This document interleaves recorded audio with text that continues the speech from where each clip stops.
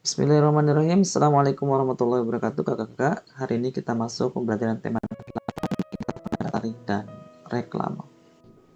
Kakak-kakak, dalam sebuah hadis Rasulullah bersabda, "Zuyyinul Qur'an bi aswatikum." Artinya, hiasi Al-Quran dengan suara kalian. Artinya kita membaca Al-Quran harus dengan suara yang merdu atau suara yang mempunyai nada gitu, nada yang sesuai tentunya dengan tajwid dan cara membacanya yang benar. Baik kakak, kita masuk ke dalam pembahasan kita yang pertama tentang interval nada. Yang kita bahas adalah tentang interval nada harmonis dan interval nada melodis. Kalian tentu sudah tahu ya tentang interval nada, bahwa interval nada adalah jarak antar nada. Ini sudah kita pelajari sejak tema 3. Nah, dalam interval nada ada dua jenis interval nada, yaitu interval nada harmonis dan interval nada melodis. Interval nada harmonis yang merupakan dua buah nada yang dimainkan secara bersamaan, sedangkan interval nada melodis merupakan dua buah nada yang dimainkan secara bergantian atau berurutan. Nah, bagaimana cara mengetahuinya? Untuk mengetahui interval nada harmonis dan melodis, kita dapat memainkan alat musik melodis ya. Kita sudah tahu ada alat musik melodis, yaitu alat musik yang mempunyai nada-nada, misalnya piano, seruling ya. Nah, kita jika menggunakan piano, kita saat memainkan interval nada harmonis, kita dapat menekan dua tuts atau dua nada secara bersamaan. Sedangkan ketika memainkan interval nada melodis, kita memainkannya satu-satu secara bergantian. Nah, berikut adalah contoh cara memainkan interval nada harmonis dan interval nada melodis. Yang sudah dijelaskan yaitu interval ada dua dalam hal ini. Yang pertama adalah interval harmonis dan yang kedua adalah interval melodis atau melodik. Nah, yang pertama interval harmonis adalah interval yang dimainkan secara bersamaan. Contohnya seperti ini, misalkan Bapak ambil nada C dengan nada E ya. Ini C, ini E, ini dimain secara bersamaan. Nah, ditekan secara bersamaan. Misalkan D dengan F bersamaan ya, atau akor C. Akor C itu adalah akor nadanya ada 3 yaitu C E G. Jadi C E G. Jadi C E G ini ditekan secara bersamaan seperti ini. Jelas ya? Ini. Nah, ini secara bersamaan. Ini disebut dengan interval harmonis karena dua nada ini bunyinya harmonis ya. Kemudian yang kedua ada interval melodis. Interval melodis artinya adalah interval yang dimainkan secara berurutan atau bergantian. Contohnya misalkan C dengan E lagi, misalkan C ini jadi bergantian. Atau kalau saya memainkan solmisasi satu oktav ya, misalkan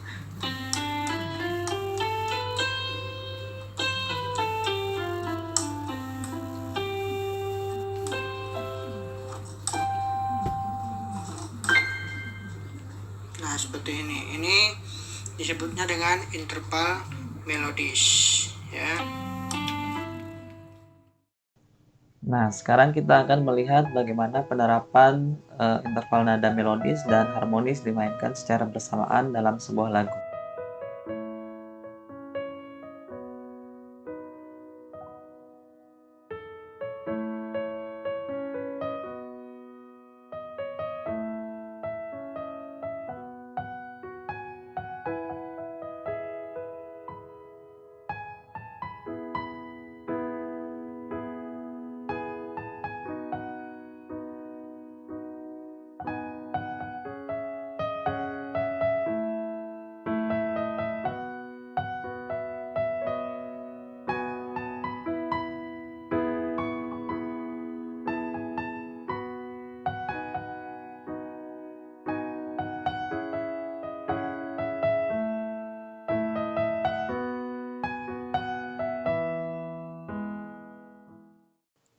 Baik, kita masuk ke pembahasan yang kedua, yaitu tari berkelompok. Tari kelompok itu apa sih? Dan apa saja jenisnya? Jadi, tari kelompok itu adalah bentuk karya tari yang ditarikan secara berkelompok oleh beberapa penari secara bersama-sama. Dan tari berkelompok itu diperagakan paling sedikit 3 orang, karena kalau 2 orang namanya tari berpasangan.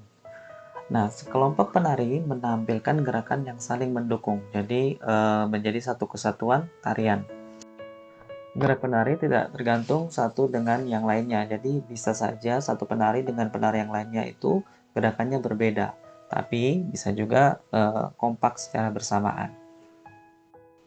Sebelumnya mari kita lihat pembagian tari. Ada 2 jenis tari, yaitu tari tradisional dan tari kreasi. Nah, tari tradisional ini terbagi menjadi tari primitif, tari klasik, dan tari rakyat.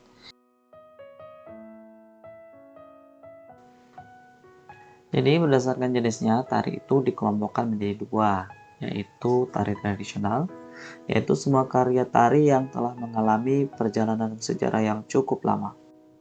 Kemudian ada tari kreasi, yaitu tari yang dikembangkan dari pola-pola tari daerah atau tradisional.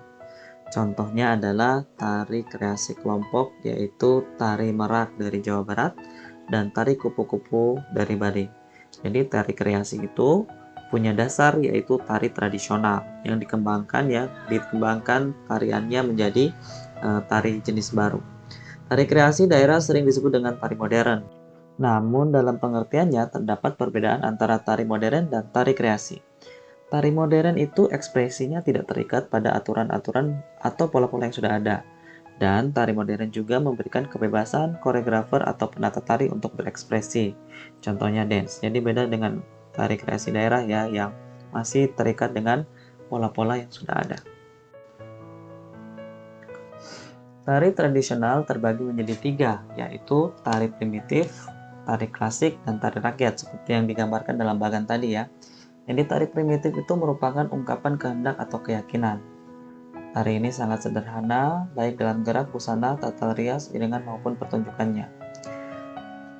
Kemudian yang kedua adalah tari klasik, yaitu tarian yang telah mencapai keindahan tinggi, dipelihara dengan baik di istana raja-raja dan kalangan bangsawan. Dan semua unsur tarinya sudah diatur dan tidak boleh dilanggar. Jadi tarian ini tidak berubah dan terjaga terus. Kemudian yang terakhir tari rakyat, yaitu tarian yang hidup dan berkembang di kalangan rakyat jelata. Rakjel ya, tari rakyat yang sangat sederhana. Gerak tari rakyat tidak mempunyai aturan yang standar, jadi bebas gitu ya.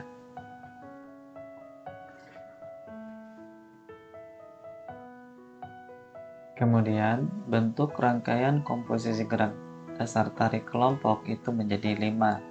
Yang pertama, kesatuan. Artinya saat penari melakukan gerak yang sama atau berbeda harus menunjukkan satu kesatuan. Tidak boleh dengan irama yang berbeda. Kemudian silih berganti, artinya 1 atau 2 gerakan diulang oleh penari secara silih berganti. Ya, silih berganti dilakukan sehingga gerakan yang dilakukan oleh salah satu penari kemudian diulangi oleh penari yang lain. Kemudian ada yang selang-seling seperti tari saman ya. Tari kelompok itu terkadang harus dibuat selang-seling agar terlihat lebih indah. Kemudian ada juga yang komposisinya terpecah, membuat gerakan tari menjadi bervariasi. Contohnya para penari membuat formasi melingkar, kemudian tiba-tiba penari terpecah bergerak sendiri-sendiri menuju posisi berikutnya. Kemudian juga ada yang komposisi seimbang. Nah, komposisi gerak ini berkaitan dengan keseimbangan posisi penari saat melakukan gerakan tari dan keseimbangan gerak yang dilakukan oleh para penari. Jadi, penari-penari itu melakukan gerakan yang seimbang.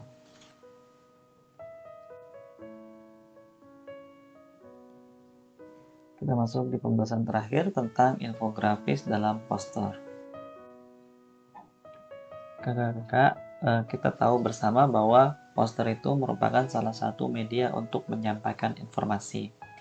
Dalam satu bentuk poster, yaitu infografis, kita bisa melihat sebuah bentuk poster yang sangat menarik. Sebelumnya kita ingat kembali ciri-ciri poster. Yang pertama, bahasanya singkat, padat, dan komunikatif, ya, tidak terlalu bertele-tele apalagi panjang-panjang. Kemudian yang kedua, bahasanya bersifat persuasif atau mengajak. Dan yang terakhir, dilengkapi gambar, warna, foto, atau ilustrasi. Nah, itulah yang kemudian ada sebuah poster yang dinamakan infografis.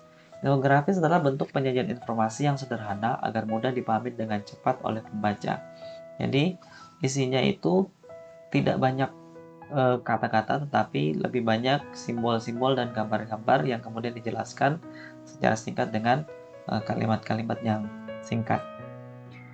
Infografis bisa dalam bentuk skema atau gambar. Contohnya, kalau yang sudah kerja tugas PI kemarin, yaitu membuat timeline yang jika disajikan dengan bentuk gambar juga, berarti itu termasuk infografis. Kemudian sebelum menyajikan poster, sebaiknya membuat rancangan infografis di sebuah kertas dulu ya. Jadi kita tuangkan idenya dulu, baru dibuat posternya. Kemudian yang terakhir, kunci utama dalam membuat infografis adalah konsep penyajian informasi dengan ilustrasi yang menarik. Jadi sebuah poster yang isinya gambar, dan gambar itu menjelaskan informasi yang ingin disampaikan oleh pembuat infografis tersebut. Ini salah satu contohnya ya, yaitu poster tentang hari pertama sekolah. Kenapa hari pertama sekolah itu penting? Nah, di situ dijelaskan dengan gambar-gambar. Ada keluarga ya, kemudian masyarakat, guru, dan bagi siswa itu sendiri. Dan itu disajikan dalam gambar-gambar sederhana saja. Kemudian mungkin juga ada contoh lain, yaitu infografis rekor COVID-19 di nasional. Nah, jadi tidak begitu banyak tulisan, tetapi lebih banyak melihat gambar dan data-data yang disampaikan dalam infografis tersebut. Baik, itu saja kakak-kakak hari ini pembelajarannya. Semoga kakak-kakak dapat memahaminya dengan baik. Assalamualaikum warahmatullahi wabarakatuh.